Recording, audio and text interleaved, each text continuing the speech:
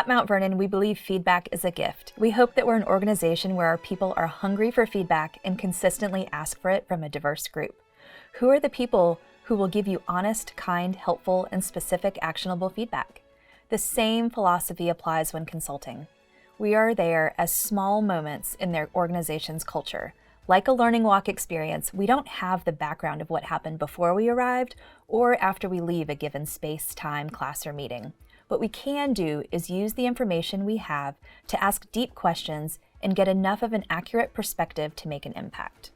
There are ways to give feedback that is kind and specific without so many pillows of softening or sugarcoating that the true message is lost. Clear, specific observations are helpful before making recommendations. There's a book called Fierce Conversations that does a really good job offering suggestions for this type of balance. Most times, you will produce some sort of final report of your consulting experience for the organization that clearly outlines the goals of the consulting job, observations you made along the way, and recommendations, both short-term and long-term, for next steps. Be careful to reread and look for coaching rather than evaluation. In the book, Thanks for the Feedback, the authors caution you to be sure to look for evaluative or judgmental wording in your message and to remove it. As you get to know your client or organization, pay special attention to how they listen and appear to receive feedback. There's also a great book called Tell Me So I Can Hear You, where the authors explain that there are so many different ways a human can handle feedback and their ability to take it in. MVX calls us to build diverse networks to understand differing perspectives.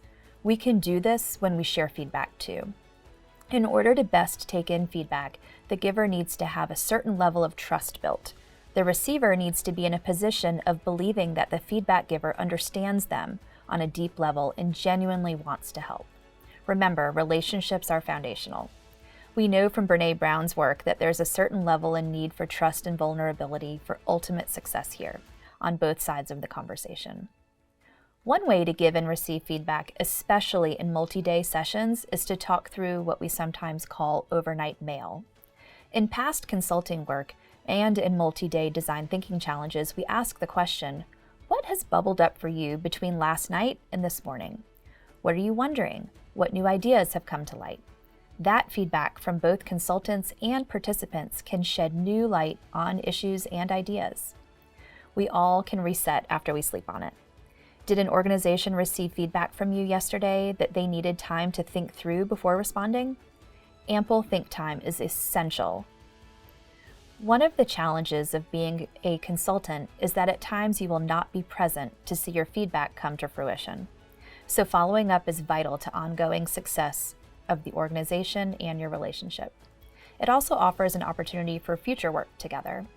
As you continue to grow in your feedback skills, take the time to do some reading and research around best practices both in and outside of the education sector.